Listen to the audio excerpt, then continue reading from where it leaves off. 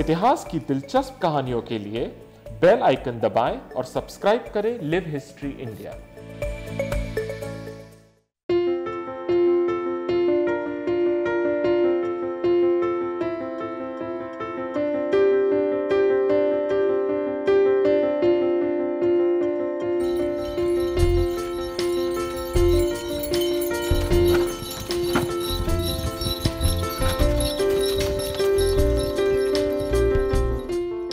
गुजरात का कच्छ अपनी कला और संस्कृति के लिए देश और दुनिया में प्रसिद्ध है।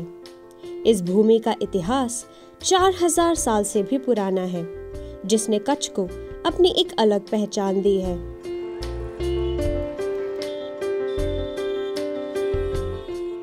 आधुनिक कच्छ की स्थापना में यहाँ के जडेजा शासकों का महत्वपूर्ण योगदान रहा है।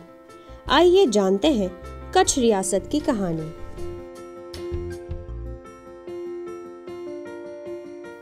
आज हम बात करेंगे कच्छ रियासत की।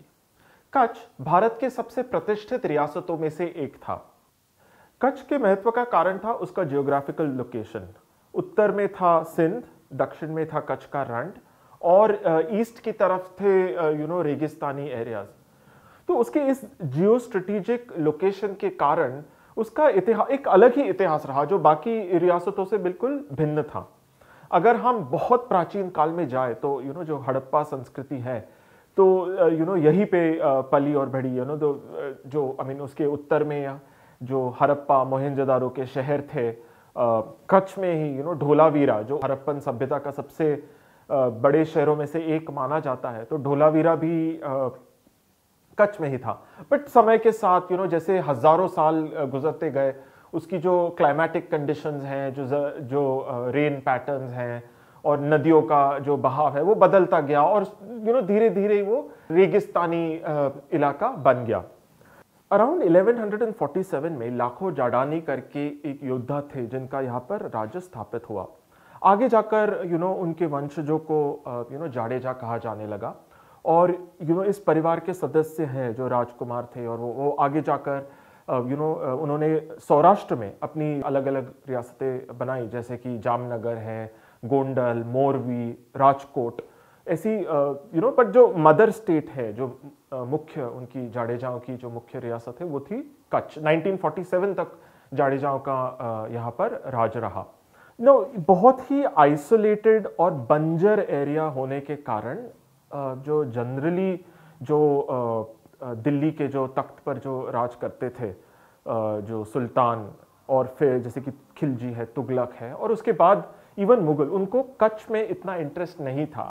अराउंड 1510 में भुज की स्थापना हुई, भुज शहर की, और फिर बाद में जो जाडेजा राजा है उनकी वो राजधानी बनी। यहाँ पर एक बहुत बड़ा तालाब भी है, जो वहाँ के उस समय के वाटर मैनेजमेंट सिस्टम को बतलाता है। और इस तालाब की बहुत खास बात है कि ना ही ये तालाब भुज शहर को वाटर सप्लाई करता था, बट जो अलग अलग मोहल्लों में बावलियां थी, वो एक दूसरे के साथ इस तालाब के साथ इंटरकनेक्टेड थी। तो जितना भी पानी आता था, वो उसका बेस्ट कैसे इस्तेमाल हो सके, उसका कच्छ के महाराव ने काफ़ी ख्याल रखा। और अगर आप देखें तो भुज अपने शासकों के वाटर मैनेजमेंट सिस्टम की वजह से ही बढ़ पाया है और पनप पाया है। हिस्टोरिकली कच्छ का एक महत्व था क्योंकि ये भारत के वेस्टर्न मोस्ट पॉइंट पे था। तो जो उस समय 13वीं 14वीं 15वीं शताब्दी में जो लोग हज के लिए जाना चाहते थे, वो इन कच्छ के बंदरगांव से ही मदीना मक्का के लिए रवाना होते थे, और एक रूट एक्सेस था। तो उसकी वजह से मुगलों को कच्छ में इंटरेस्ट ज़्यादा था। बादशाह अकबर के ज़माने से, जहांगीर के ज़माने से फिर एक अटेम्प्ट शुरू हुआ कि हम किसी तरह से कच्छ को अपने सुज़रेनिटी में ले सके, और मुगलों को सिर्फ वो यही चाहते थे कि कच्छ उनकी मुख्तियारी माने। वैसे वो कच्छ पर कब्जा नहीं करना चाहते, और ज़्यादातर इतिहास में मुगलों ने कच्छ को अकेले ही छोड़ा। सिर्फ हमें संदर्भ मिलता है कि दारा शिकोह ने जब औरंगजेब के साथ लड़ाई चल रही थी, तो कुछ समय के लिए कच्छ में पनाह मांगी थी, बट उस समय के जो महाराव थे वो ज़्यादा प्रॉब्लम्स नहीं चाहते थे मुगलों के साथ, फिर उन्होंने कहा था दारा शिकोह को कि आप वापस चले जाइए। 18वीं शताब्दी की शुरुआत में देखा जाए तो कच्छ अरेबियन सी और एशिया के जो ट्रेड एंड कॉमर्स नेटवर्क है उसका एक बहुत महत्वपूर्ण पार्ट था। उसका एक लोकेशन जो गल्फ के पास है, अरेबियन सी के पास है, और एक अफ्रीका के जाने का रास्ता, तो एक इंटरनेशनल व्यापार का सेंटर बन गया। और जो कच्ची व्यापारी थे उस समय वो दूर देशों तक व्यापार करते थे। उसके बाद जो कच्छ के महाराव है उन्होंने मांडवी का बंदरगाह बनाया था, और मांडवी का बंदरगाह अराउंड 18वीं शताब्दी के और अंत में one of the most important बंदरगाह अरेबियन सी का, और एशिया में, I would say west Asia के सबसे महत्वपूर्ण बंदरगाहों में से एक था। उसका एक कारण ये भी था कि उस समय जो एडमिनिस्ट्रेटर थे मांडवी के, वो थे फतेह मोहम्मद।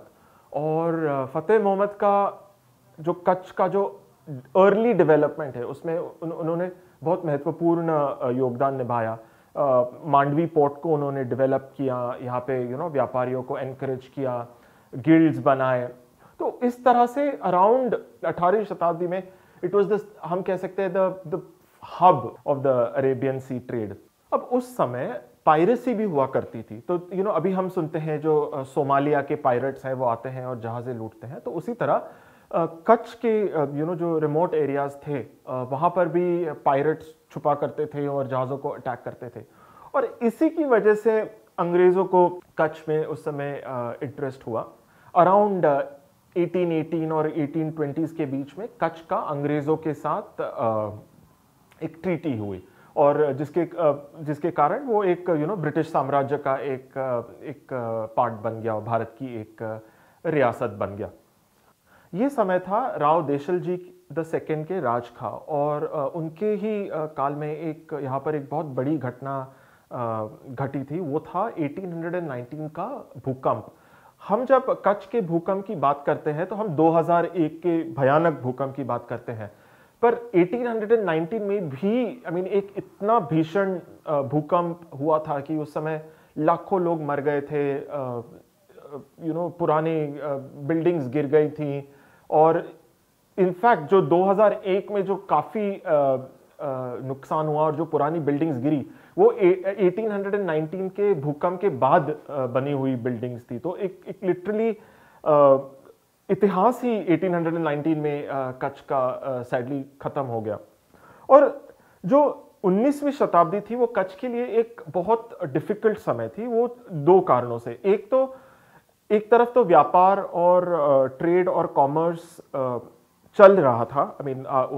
कच्छ के व्यापारी दुबई के साथ, पर्शियन जो गल्फ के साथ व्यापार कर रहे थे, अफ्रीका के साथ व्यापार कर रहे थे। पर उस समय दुनिया का जियोपॉलिटिक्स बदल रहा था। उस समय अंग्रेजों का, फ्रेंच का और जो कॉलोनियल पावर्स का इतना ताकत बढ़ रहा था कि ये जो इंडियन व्यापारी है वो पिसे जा रहे थे अनफॉर्चुनेटली। तो एक वो था।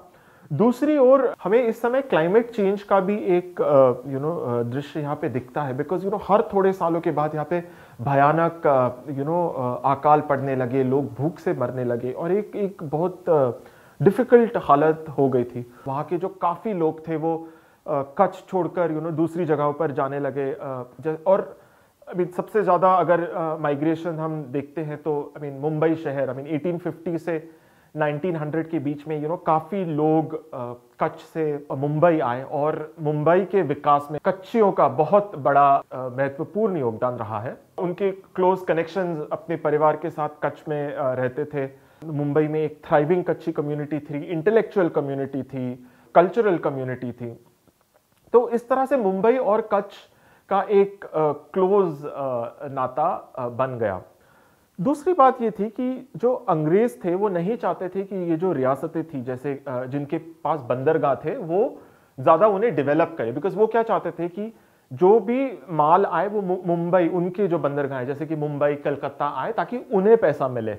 वो नहीं चाहते थे कि जो जहाज है वो मांडवी जाए या कच्छ में जाए। तो एक डिसएडवांटेज वो भी था। अराउंड 20वीं सदी के शुरुआत में कच्छ में खिंगर जी द थर्ड जो यहाँ के महाराव थे उनका राज था, और उन्होंने काफ़ी समय तक, इनफैक्ट 1942 तक कच्छ पर राज किया। उस समय कच्छ का बहुत सारा विकास हुआ। कांडला जो सबसे भारत के सबसे इम्पोर्टेंट आज के बंदरगाहों में से एक है, कांडला पोर्ट बना, कच्छ रेलवे बनी, यहाँ पे स्कूल्स बने। इनफैक्ट यहाँ पर लोग नहीं जानते हैं कि कच्छ में उस समय एक पोएट्री का भी स्कूल था, जहाँ पे पोएट्री, ट्रेडिशनल पोएट्री सिखाई जाती थी। जो कच्छी भाषा है उस पे काफ़ी पेट्रनेज हुआ। कच्छ के जो महाराव थे उनका ब्रिटिश राज परिवार के साथ भी काफ़ी अच्छे संबंध थे। एक बहुत ही मज़ेदार बात है कच्छ के बारे में, वो है उसकी करेंसी। जैसे भारत में बाकी जगहों पर रुपया चलता था, तो कच्छ की अपनी करेंसी थी जो हंड्रेड्स ऑफ ईयर्स तक चली, वो थी कोरी करेंसी। और जो कच्छ के महाराव थे वो क्या करते थे कि अगर आप वो किसी शासक के अंडर है, तो वो आप एक साइड पे अपना नाम छापते थे और दूसरी साइड पे उस शासक का नाम छापते थे। एक मज़ेदार बात हुई, जो ब्रिटेन के जो शासक हैं किंग डेविड, वो सिर्फ 1 साल तक ही राजा बने और उन्होंने गद्दी छोड़ दी, बिकॉज वो वॉलेस सिम्पसन जो उनसे प्यार करते थे और उनके लिए उन्होंने गद्दी छोड़ दी। और उनके नाम के दुनिया में बहुत कम जगहों पर कॉइन्स बने हैं उनके नाम के, और उनमें से एक कच्छ है। जब डेविड गद्दी पर आए तो कच्छ ने उनके नाम से भी कॉइन्स मिंट करना शुरू किया। दूसरी बात, इनफैक्ट ये तो आगे की बात है कि जब भारत आज़ाद हुआ तो जय हिंद के नाम के भी कॉइन्स कच्छ ने बना डाले। तो एक कोरी जो कोरी करेंसी है वो एक बहुत इंटरेस्टिंग एस्पेक्ट है कच्छ रियासत की।